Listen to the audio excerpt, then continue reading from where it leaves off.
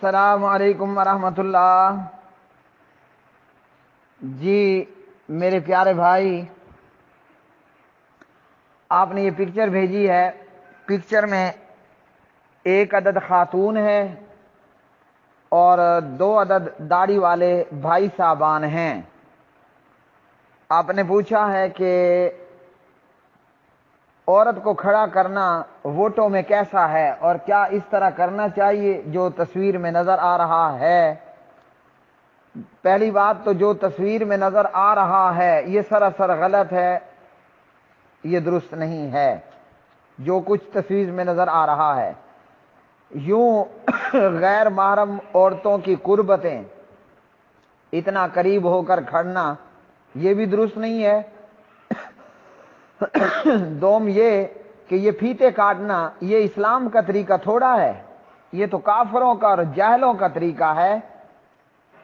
میرے پیارے بھائی، آپ اللہ کا قرآن پڑھیے۔ آپ بخاری، مسلم، ابو داؤد، ترمذی، نسائی، ابن ماجہ، مسند احمد، مستدرک حاکم، مصنف ابن ابی شیبہ، دار قطنی، موطا امام مالک وغیرہ وغیرہ پڑھ لیجئے۔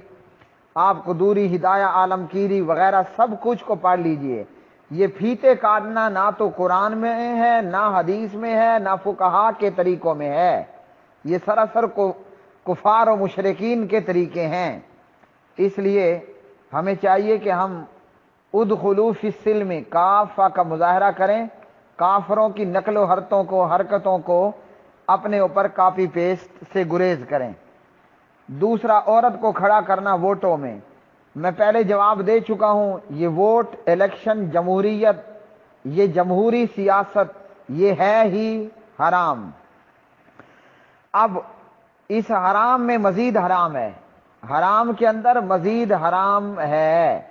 ووٹ، الیکشن، جمہوریت یہ جمہوری سیاست بذات خود حرام۔ اب اس حرام میں ایک اور حرام وہ ہے کہ خاتون کو کھڑا کر دینا، خاتون کا ووٹوں میں کھڑا ہونا اور اس کو جو ہے وہ الیکشن میں کھڑا کرنا اور خاتون کا ووٹ لینا۔ اب یہ خاتون اگر بلدیات کے الیکشنوں میں کھڑی ہو تو کونسلر، ناظم وغیرہ وغیرہ بنے گی۔ اگر یہ خاتون آگے کے الیکشنوں میں کھڑی ہوتی ہے تو یہ M N A, M P اے، پتہ نہیں اور کیا کیا ہوتا ہے، کچھ نہ کچھ بنے گی، اور یہ جا کر قومی اسمبلی میں یا سینٹ میں پہنچتی ہے یا صوبائی اسمبلی میں پہنچتی ہے یا بلدیات کے اندر پہنچتی ہے، یہ کسی قوم کو اور عوام کو لیڈ کرے گی۔ تو جناب حضرت محمد بن عبداللہ، جناب حضرت محمد الرسول اللہ صلی اللہ علیہ وسلم کی شریعت میں یہ حرام ہے۔ عورت کا کھڑا کرنا، عورت کا ووٹ مانگنا، عورت کا الیکشن میں آنا، عورت کا کرسی پر بیٹھنا یہ حرام ہے۔ عورت کا کام کرسی پر بیٹھنا ہے ہی نہیں، عورت کا کام ہے نیچے ہو، زمین پر بیٹھ جائے۔ کیا مطلب کرسی پر بیٹھنا؟ کرسی پر بیٹھنے کا مطلب یہ ہے کہ آپ اپنے معاملات عورت کے سپرد نہیں کر سکتے، عورت آپ کے معاملات کی نگران نہیں بن سکتی، عورت کو عہدہ نہیں دیا جا سکتا، یعنی عورت آپ کی لیڈر نہیں بن سکتی۔ عورت کا کام کرسی پر بیٹھنا ہے ہی نہیں۔ یہ میرے سامنے قرآن مجید ہے، ایک طرف میں یہ پارہ نمبر 5 اور اسی طرح میری گود میں یہ رائٹ سائڈ پر پارہ نمبر 19 ہے۔ دونوں ہی طرف رائٹ میں اور لیفٹ میں بھی میرے پاس میرے استاد محترم جناب حافظ عبدالسلام بن محمد حافظہ اللہ تعالی کی تفسیر ترجمہ ہے۔ پارہ نمبر 5 میں قرآن مجید کی آیت اور اس آیت کا ترجمہ و تفسیر جناب حافظ عبدالسلام بن محمد حافظہ اللہ تعالی سے انشاءاللہ ہم دیکھیں گے کہ کیا عورت کو یہ حق ہے کہ عورت کرسی پر بیٹھے، مطلب عورت آپ کی کونسلر بنے، عورت آپ کی ناظم بنے، عورت آپ کی ایم این اے بنے، عورت آپ کی ایم پی اے بنے، عورت آپ کی صدر بنے، عورت آپ کی وزیر اعظم بنے، عورت آپ کی وزیر اعلیٰ بنے، عورت آپ کی وزیر خارجہ بنے، خاتون آپ کی وزیر داخلہ بنے۔ ہم اللہ کے قرآن سے پوچھتے ہیں کہ کیا یہ امپاسبل ہے، اور ہمیں بتائیں گے ہمارے استاد محترم حافظ عبدالسلام بن محمد حافظہ اللہ۔ اعوذ باللہ من الشیطان الرجیم الرجال قوامون علی النساء بما فضل اللہ بعضهم علی بعض وبما انفقوا من اموالہم۔ اچھا جی، پارہ 5 سورۃ النساء کی آیت نمبر 34 ہے۔ مرد عورتوں پر نگران ہیں اس وجہ سے کہ اللہ تعالیٰ نے ان کے بعض کو بعض پر فضیلت عطا کی، اور اس وجہ سے کہ انہوں نے یعنی مردوں نے اپنا مال اپنے مالوں میں سے خرچ کیا۔ شریعت نے گھر کے بندوبست اور انتظام کے لیے مرد کو گھر کا نگران ذمہ دار قرار دیا، اور شریعت نے عورت کو مرد کے ماتحت کیا۔ قرآن پاک نے اس کی 2 وجہیں بیان کی ہیں۔ ایک تو یہ کہ مرد کو طبعی طور پر امتیاز حاصل ہے، مرد کو طبعی طور پر امتیاز حاصل ہے، اور یہ کہ مرد منتظم بنے۔ دوسرا یہ کہ گھر کے سارے اخراجات بیوی کے نان و نفقہ سمیت مرد ہی کے ذمے ہیں، اس لیے اس بنا پر گھر کا نگران بننے کا حق مرد کو ہے، عورت کو کوئی نہیں ہے۔ استاد محترم حافظ عبدالسلام بن محمد یہ لکھتے ہیں حافظہ اللہ، اللہ ان کی عمر دراز کرے، اللہ ان کی عمر میں برکت فرمائے، لکھتے ہیں یہی حال حکومتی امور کا ہے، مسلمانوں کا خلیفہ یا امیر عورت نہیں ہو سکتی۔ کیا لکھا؟ مسلمانوں کا امیر یا خلیفہ۔ آج کے دنوں میں کیا ہوتا ہے؟ آج کے دنوں میں آپ کا کونسلر ہے، یہ میں استاد کے ساتھ شاگرد آپ کو ایڈ کر کے بتا رہا ہوں۔ استاد جی نے فرمایا یہی حال حکومتی امور کا ہے کہ مسلمانوں کا خلیفہ یا امیر عورت نہیں ہو سکتی۔ میں محمد اقبال کہتا ہوں یہی حال آپ کے کونسلر، ناظم، یہی حال آپ کے M N A, M P اے، وزیر اعظم، صدر، وزیر اعلیٰ، وزیر خارجہ، وزیر داخلہ وغیرہ وغیرہ کا ہے کہ عورت نہ تو آپ کا خلیفہ بن سکتی ہے، عورت نہ آپ کی امیر بن سکتی ہے، نہ حکمران بن سکتی ہے، نہ کونسلر بن سکتی ہے، نہ ناظم بن سکتی ہے، نہ وزیر اعظم بن سکتی ہے، نہ M N A, M P اے بن سکتی ہے۔ اچھا پھر کیا بن سکتی ہے؟ جب یہ کچھ بھی نہیں بن سکتی بھائیوں، پھر عورت بن کیا سکتی ہے؟ آئیے، عورت ماں بن سکتی ہے، عورت بیوی بن سکتی ہے، عورت بیٹی بن سکتی ہے، عورت بہن بن سکتی ہے۔ یہ ہے عورت کے کام۔ کیا کام ہے عورت کا؟ میرا کام ہے کہ میں کما کر لاؤں، سبزی، آلو، ٹماٹر، گوبھی، چاول، آٹا لے کر آؤں۔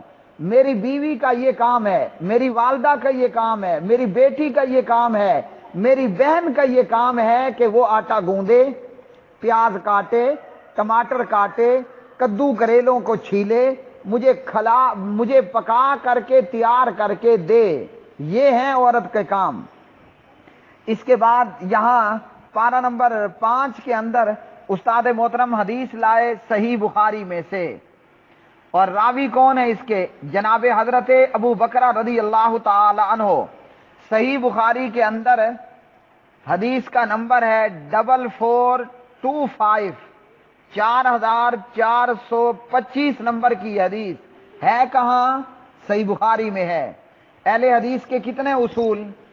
اطیع اللہ و اطیع الرسول۔ تو یہ کیا ہے؟ یہ اطاعت رسول ہے، یہ فرمان رسول ہے، یہ اتباع رسول ہے۔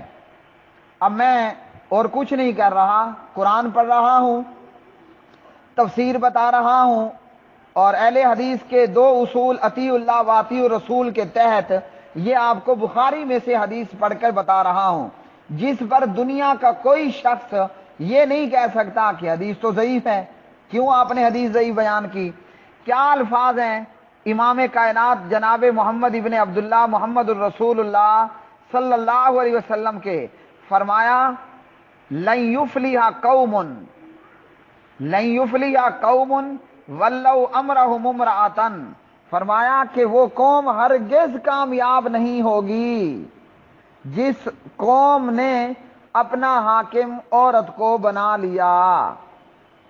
کیا مطلب؟ جو عورت ووٹ کھڑے لینے کے لیے کھڑی ہو گئی، جس بستی کی کونسلر عورت بن گئی، جس بستی کی ناظم عورت بن گئی، جس قوم کی ایم این اے اور ایم پی اے، جس حلقے، چلو حلقے میں آ جاتے ہیں، جس حلقے میں M N A M P A عورت بن گئی، جس ملک کی وزیر اعظم عورت بن گئی، وہ قوم کامیاب نہیں ہوگی۔ پھر کیا ہوگی؟ پھر کیا ہوگی؟ کامیابی کے الٹ کیا ہوتا ہے؟ کامیابی کے برعکس کیا ہوتا ہے؟ فرمایا کامیابی کے برعکس کیا ہوتا ہے؟ ہلاکت اور بربادی ہوتی ہے۔ مطلب کہ وہ بستی ہلاک ہوگی جس نے کونسلر عورت کو بنا دیا، وہ علاقہ ہلاک ہوگا جن کی ناظم عورت بن گئی، وہ حلقہ برباد ہو جائے گا جس حلقے کے اندر آپ کی M N A M P عورت بن گئی۔ تو کیا وہ جماعت باقی رہے گی؟ کیا وہ جماعت باقی رہے گی جس جماعت نے عورت کو ٹکٹ دیا؟ وہ کوئی سی بھی جماعت ہو، یہ فرمان مصطفیٰ ہے۔ یہاں مجھے میرے استاد محترم نے یہ حدیث دی، اور سامنے اسی حدیث کو میں نے شاملہ پر نکال کر آپ کے سامنے پڑھا کہ وہ قوم ہرگز کامیاب نہیں ہوگی جس نے اپنا حاکم عورت کو بنا لیا۔ تو کیا وہ بستی کامیاب ہوگی؟ وہ جماعت کامیاب ہوگی؟ ہرگز نہیں ہوگی۔ اگر اب ہم دیکھتے ہیں کہ پی پی پی میں تو وزیر اعظم عورت بنی، تو کیا پی پی پی کامیاب ہوئی؟ نہیں ہوئی۔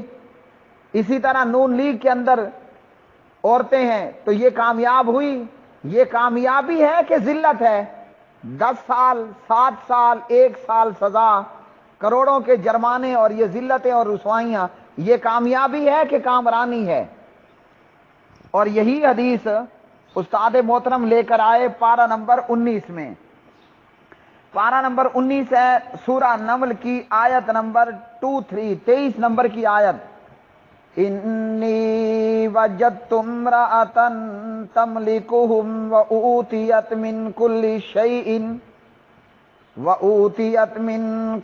شیء ولہا عرش عظیم۔ ہدہد کہتا ہے جناب حضرت سلیمان علیہ السلام سے، بے شک میں نے ایک عورت کو پایا کہ وہ لوگوں پر حکومت کر رہی ہے، اور اسے ہر چیز میں سے حصہ دیا گیا، اور اس کا ایک بڑا سا تخت بھی ہے۔ یہ ہدہد جناب سلیمان علیہ السلام کے پاس خبر لے کر آیا۔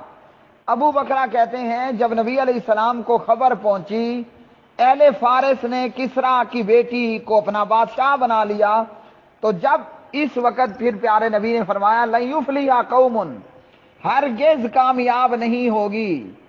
کیا نہیں ہوگی؟ ہرگز کامیاب نہیں ہوگی وہ قوم جنہوں نے اپنے معاملے کا والی ایک عورت کو بنا دیا۔ آج 2018 کی تاریخ میں ان الفاظ کا معنی مفہوم بنے گا، ہرگز وہ قوم کامیاب نہیں ہوگی، ہرگز وہ قوم کامیابی نہیں پائے گی جن کی کونسلر عورت ہوئی، جن کی ناظمہ عورت ہوئی، جن کی ایم این اے عورت ہوئی، ایم پی اے، وزیر اعظم، وزیر اعلیٰ، وزیر خارجہ، وزیر داخلہ عورت ہوئی۔ یعنی جس قوم نے عورت کو سیٹ پر اور کرسی پر بٹھا دیا، وہ قوم تیاری کر لے ہلاک ہونے کی۔ تو قوم نہیں بچے گی تو جماعت بچے گی؟ بالکل نہیں بچے گی۔ یہ فرمان ہے پیارے نبی علیہ الصلوۃ والسلام کا۔ وہ کہتے ہیں نا یہ نوشتہ دیوار ہے۔ اب چاہے ہم سن پر غصے ہوں، چاہے مجھے آپ گالیوں کے تحفے دیں، جو کریں، میں نے للہ فی اللہ، اللہ کی رضا کی خاطر یہ حدیث اور یہ آیتیں آپ کو پڑھ کر سنائیں۔ بخاری کی یہ حدیث میں بخاری اٹھا کر بھی پڑھ سکتا تھا، لیکن بخاری کی یہ حدیث آپ کو حافظ عبدالسلام بن محمد حافظہ اللہ کے حوالے سے بیان کی، اور یہ تفسیر اس کا پرنٹ کرنے والا دارالاندلس ہے۔ کتاب میں نے خود خریدی مکتبہ دارالسلام اسلام آباد سے۔ تو یہ دودھ کا دودھ، پانی کا پانی ہمارے سامنے ہے۔ اب ہم نے فیصلہ کرنا ہے کہ آیا ہم نے ووٹ دینا ہے یا نہیں دینا۔ جن جن کانوں نے یہ میری آواز سن لی ان پر اتمام حجت ہو چکی۔ اب اس کے بعد بھی کوئی ووٹ دینے نکلا نا، اللہ کے ہاں اس کا عذر کوئی نہیں چلے گا۔ جس کان نے بھی یہ بیان سن لیا اس پر حجت اتمام ہو گئی، پوری اور مکمل ہو گئی۔ اللہ تعالی ہم سب کا حامی و ناصر ہو۔ پاک پروردگار ہمیں آزمائشوں سے، فتنوں سے بچائے، اور اللہ تعالی ہمیں استقامت عطا فرمائے۔ جیسے پیارے نبی نے فرمایا قل آمنت باللہ ثم استقم، کہ میں اللہ پر ایمان لایا اور پھر اس کے اوپر پکا ہو جا۔ ایسا پکا ہو جا کہ پورا ملک ووٹ دینے چلا جائے، نہ تو ووٹ دینے جانا، نہ ووٹ کے لیے کہنا، نہ خود جانا ہے بلکہ ساتھ میں لوگوں کو بھی منع کرنا ہے۔ آپ کا بھائی حافظ محمد اقبال سلفی فرام ڈیرہ اسماعیل خان، 00927977 00923157974552 4052